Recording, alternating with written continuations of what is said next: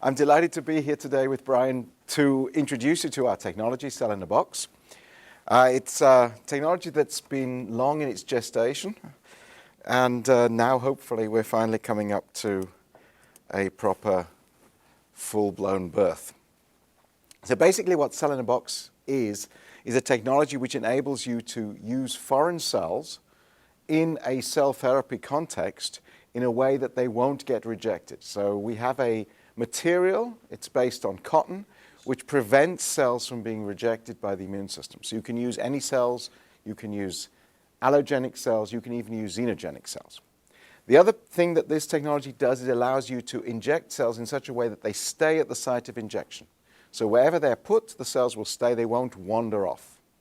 And finally, just from the logistics point of view, our product allows the cells in the capsules to be frozen and stored for long periods. That means you can actually transport the product, you can store it in a hospital, and you can take it out the freezer when you need it. And these are all things which no other encapsulation technology today can offer. So what is Cell in a Box technology? Basically what it is a mixture of living cells with cellulose, a cotton derivative, a special cotton derivative, which when they're brought together form these small balls or capsules.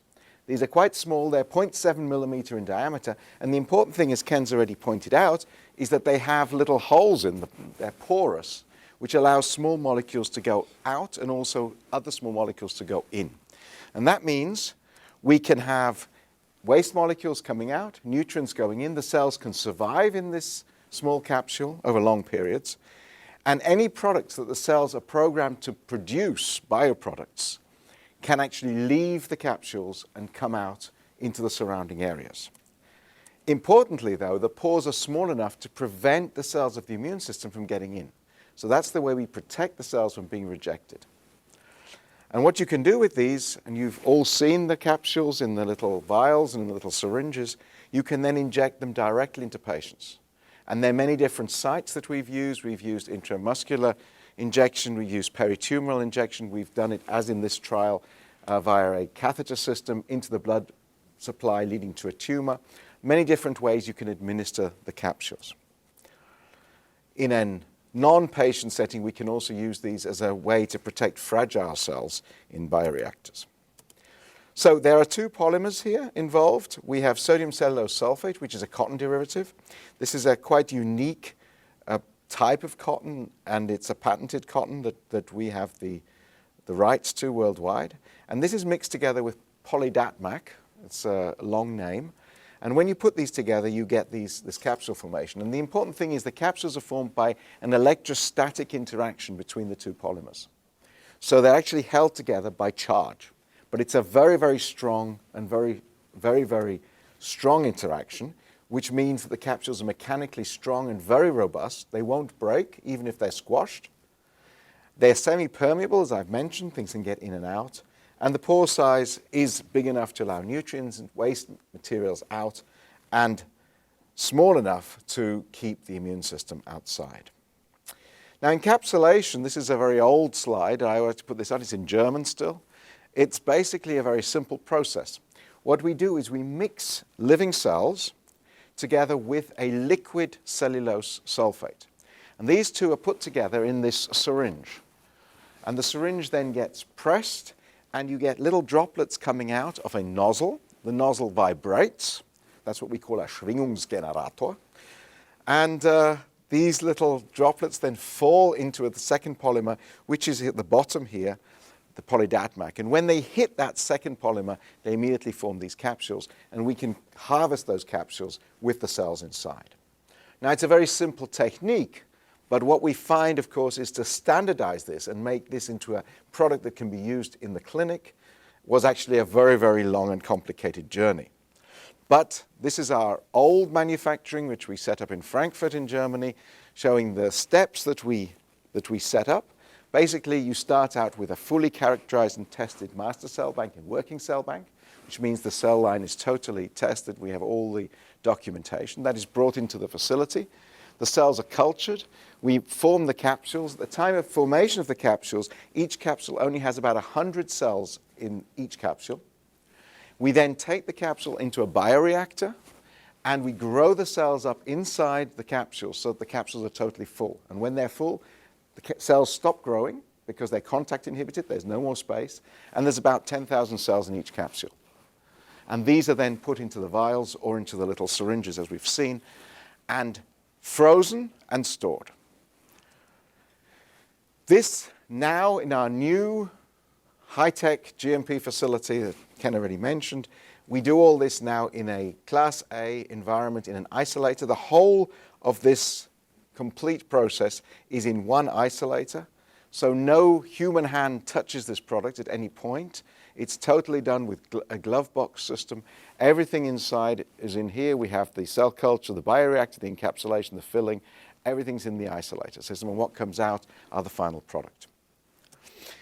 If we look at the final product, we see immediately after encapsulation the capsules with their 100 cells per capsule. The capsules are very, very spherical in nature. They're perfectly round. They have these small pores on the outside. And if we cut through such a capsule, we see that we have about a 5-micron crust. It's almost like, I always think of it as a soft-scented toffee. You have this outside crust, and then here you have the cellulose, which is not gelated yet. And in there, this is a perfect matrix for cells to grow. And this is where the cells are growing and they're happy. And after we've grown the cells in this matrix for 2 weeks, then the capsules are full and the product is finished. Now, looking at some of the different facets of the cells in the capsule, this shows a little bit about the long-term in vivo survival. Probably the most stringent test we've done of survival of cells in a xenogenic situation is we've taken porcine islet cells, we've put these in capsules, and then we've put those porcine islet cells into immunocompetent rats, and after 6 months, the cells are still alive inside the capsules. They're still producing insulin. So a very good test that the cells survive for long periods. On the right-hand side, a similar experiment where we showed cells which were marked with a luciferase gene and showed the activity of those, whether they were placed intraperitoneally or subcutaneously. We looked at the biocompatibility of these capsules. You might expect a very strong foreign body reaction. You don't see that. In fact, what you see is a single cell layer of fibroblasts laid down around the capsule, very, very loose junctions. Things can go in and out from the capsule. It doesn't stop things coming out of the capsule into the surrounding. And we see no attraction of, no immune cells here, no infiltration of any sign of an immune reaction. There's a lack of inflammation. If we look at the pyrogenicity of these capsules, you see they have no pyrogenicity compared to the control here, which we see with LPS. We see a good, strong positive reaction. So the capsules are really inert to the body. And the other thing that's very important about these capsules is that you can freeze them. I mentioned that at the beginning. It's no good developing a medical product if at the end of the day you've got to produce it really to order, because that's not going to really be a viable product. You need something you can produce in large amounts in advance and store away. And in this experiment, we've taken the capsules that were produced in one of the GMP runs, we've frozen them down for up to, in this case, 65 months. In fact, this experiment has gone out further.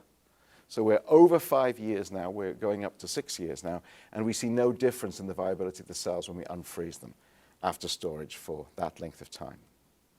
And finally, the cells in the capsules are protected from stress. We took a very, very sensitive stem cell line here, we encapsulated them, and then we compared vortexing of that stem cell line in the encapsulated form in the blue bars with a non-encapsulated stem cell line in the red bars. And you see that even after 10 minutes of vortexing, the cells are still alive inside the capsules, whereas after 10 minutes of vortexing free stem cells, all the cells are dead. So a very good protection mechanism that means you can actually put these through a catheter, you can manipulate them, and the cells stay alive and the capsules will not break. So summarizing the characteristics of the capsule, we have the possibility to implant a wide range of different therapeutic cells. We've tried a number of primary and established cells, fibroblasts, epithelial cells, T cells, hybridomas, islet cells, and stem cells. And here we're concentrating on a HEC293 cell line, which has been genetically modified to overexpress cytochrome P450. And Brian will tell you a little bit more about that in a moment. We've used different places to implant the cells. So we've looked at intraarterial, intratumoral, subcutaneous, intraperitoneal, and intramuscular in a number of different species. All these are possible.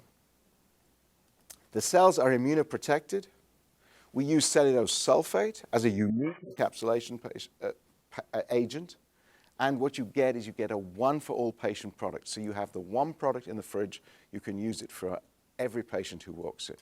There's no need for immunosuppressive drugs. You get local or systemic production of therapeutics depending on where you put the capsules.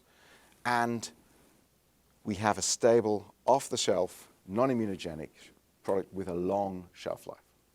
So an ideal base technology in which to develop a product for pancreatic cancer.